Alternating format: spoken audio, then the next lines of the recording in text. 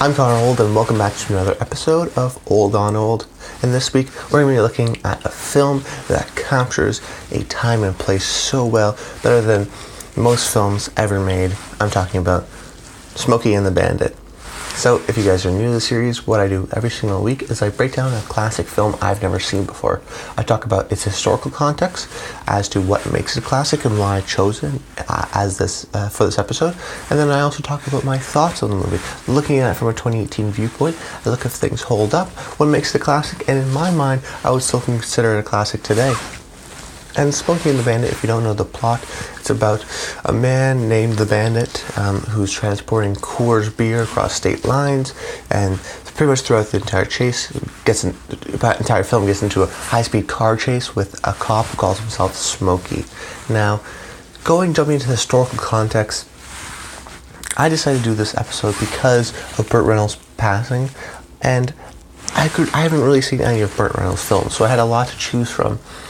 And I thought that this one was the most symbolic of him, despite him sort of this film wasn't necessarily the one that made him, but it's definitely sort of a career-defining movie in a lot of ways. And for a lot of people, it's a very important movie. And really, as I sort of looked more into Burt and the history of this film, I realized how much of a big deal he was.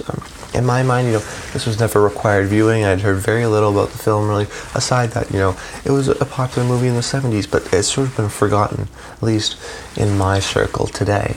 I also didn't know too much about Burt Reynolds.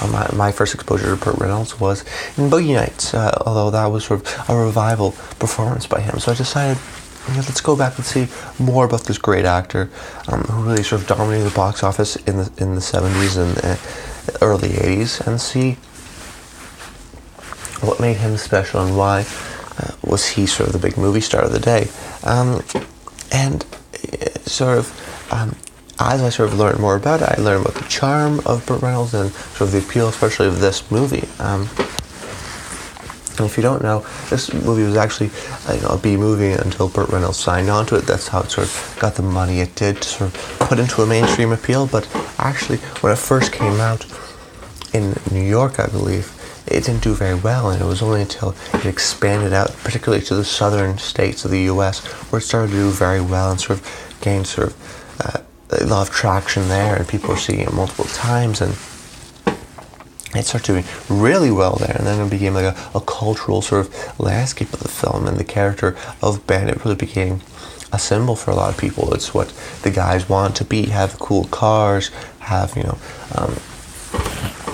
all the girls and all the best next thing to say, and the girls always wanted a guy like that who was so sort of confident, charming, who sweeps them up by their feet. It was kind of a very, I could see it now being like, oh yeah, that makes sense, because I'm looking at it again from 2018 viewpoint, from a different lens.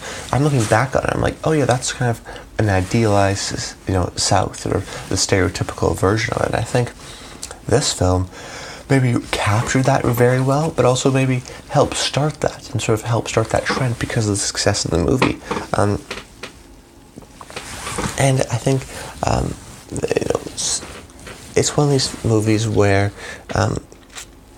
it's almost like a modern day version of the Western, because gone are the cowboys. The cowboys actually still exist, but gone are the horses. Now the cowboys drive cars. There's outlaws, there's bandits, there's sheriffs, right?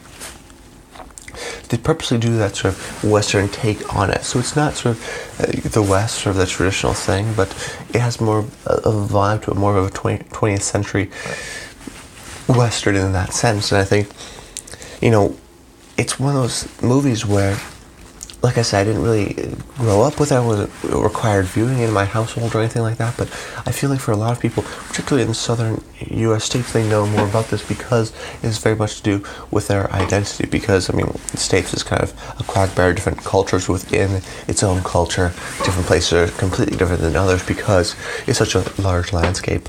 I think for one reason or another, it became a big hit in the South and really became that cultural kind of landmark, and really, even though Burt Reynolds was a star at the time of the making, it really sort of launched him, and he's still known for this film because it's sort of outreach to things like the car community.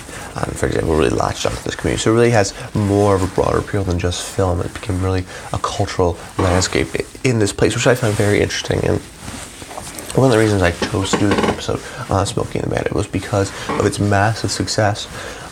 And then another thing that it happened, and what it did was sort of, without maybe even realizing it, was kind of changed the 70s auteur system. So if you don't know, the Hollywood system had been going on for a long time, and then in the mid 60s, mid to late 60s, you had these sort of auteur-driven dramas and crime movies, things like The Graduate, Bonnie and Clyde. We've talked about these movies before, how we transitioned into this sort of period, this sort of like 8-year period of like 70s auteur-driven cinema, where the big movies were, these movies where they didn't have the studio behind them, didn't have a production code.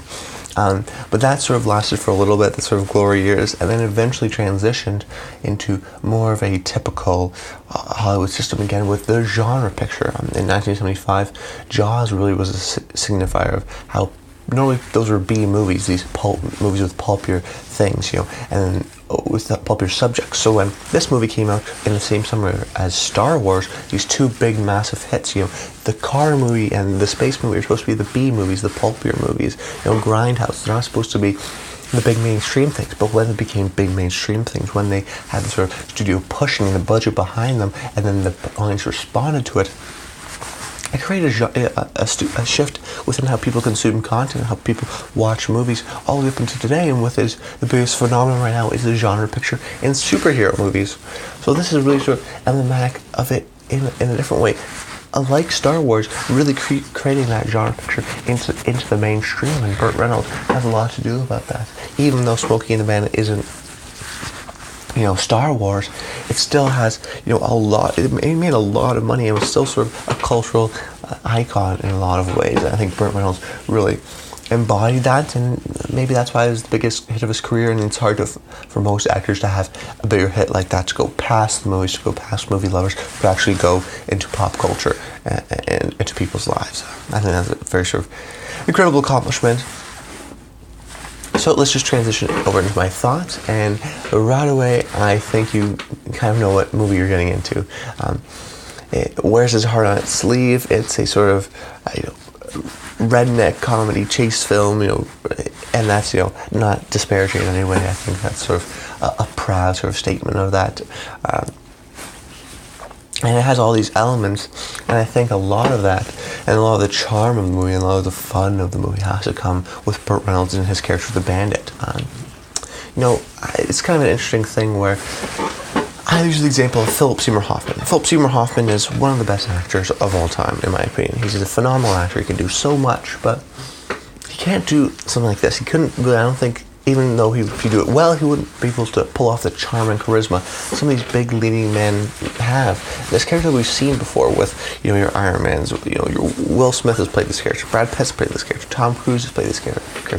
These guys, particularly males, who have, a lot of testosterone and, don't follow the rules and are like the bad guys, but always have the best next thing to say, and they're kind of, jerks, but their sort of charm and charisma can take them through. And only certain actors, like these movie stars, can really portray these characters very well and convincingly. Which is why you see this every once again, but it's such a rare commodity, and why Tom Cruise still exists today, and why he's still doing some of these characters over and over again. I think I give him more credit for that, but he still has a bit of it, something like Ethan Hunt in the Mission Impossible series, which he does very well, because only a few people on this planet, I think, can do that, have that sort of natural charisma. And it's one of those parts where the actor really has to be cast perfectly and has to bring that natural charm and charisma to it. And I think Burt Reynolds really does that to this film. He always says the next best thing to say. He's very cool, he's very sly, and the film doesn't operate on conventional wisdom. The conventional wisdom is that the cop is the good guy and this guy is the bad guy because he's breaking the law, but his reasoning, it just sort of makes sense even from a 2018 viewpoint. Just these, Coors beer, which is available everywhere, just taking it state lines, which was at the time illegal, but then it's, there's no gray area here. It's black and white. He's the good guy, even though he's sort of mysterious. He's the heroic figure. And the cop is the bad guy. He's a racist. He's sort of all over the place. He yells obscene things. He's just, he is over the top. And when they go on that chase scene, those chase sequences, I think that's where it really picks up in the film. Sally Field's character Carrie does a great job because she's almost our audience conduit. She wants to know more about the mysterious sort of figure that is the Bandit and want to know more about him. So do we, because he's just the guy. He's not just a guy who drives fast. Why is he doing this?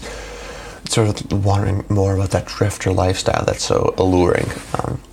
And then, really, once the chase really starts in this film, they're very well done. We see really incredible sort of exciting chase sequences with the cars, where there's not a lot of rear screen projection.